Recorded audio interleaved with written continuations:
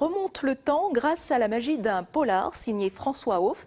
Et l'on se retrouve en 1840 à Strasbourg. Strasbourg et ses brigands, ses rues sales et ses pauvres gens. Un cadre pas très ragoûtant, mais une enquête qui nous tient en haleine. Voici le reportage de Régine Wilhelm avec Vincent Roy.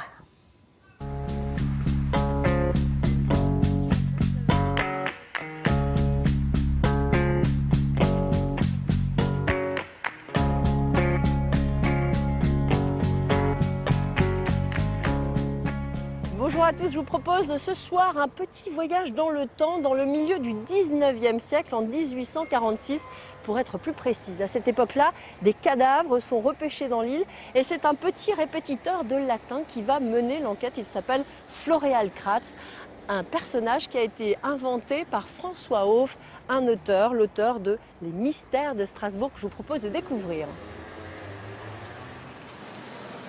C'est ici, derrière ces murs, que travaille le héros du roman, Floréal Kratz, surveillant et enquêteur malgré lui. Et c'est François Hauff, professeur de lettres anciennes dans ce même lycée, qui lui a donné ce nom et même un visage, le jour où il a découvert ces volumes de Chateaubriand dans la bibliothèque historique de l'école. Et alors lui, c'est Floréal Kratz. J'ai découvert ça un jour en regardant cette vieille édition de Chateaubriand que les élèves des années 1850 avaient absolument couverte de graffitis, de signatures, de barbouillages, de caricatures. Ici, vous avez un portrait d'un prof à l'encre noire. Et Pas donc, très sympa, hein? Non, alors là, ça devait être un dur. Un cadavre de femme trouvé dans un puits dans une arrière-cour du côté de la Petite France. Et voilà Floréal Kratz lancé dans une errance dans le Strasbourg du 19e.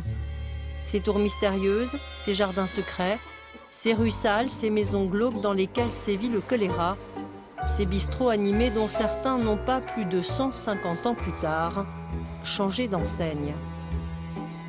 À l'époque où je situe le roman, il y avait une vie de bistrot, si on peut dire, particulièrement intense à Strasbourg.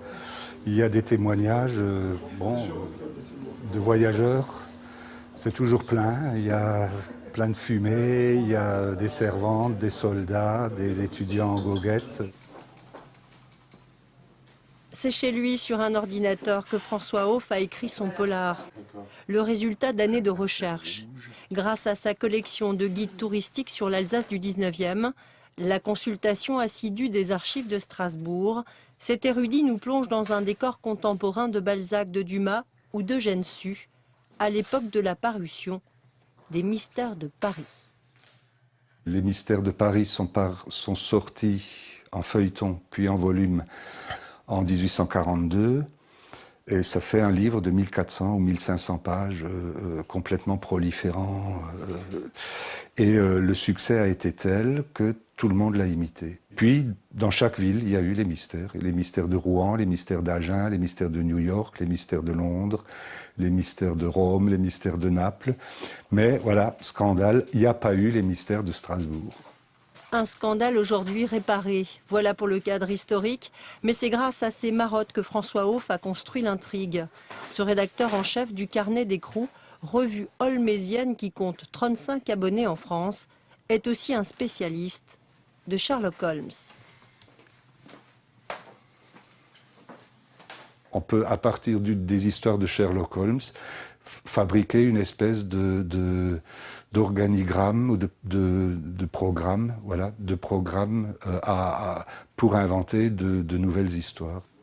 Une dose de Sherlock, un doigt de polar américain du début du XXe, une réplique à la Colombo.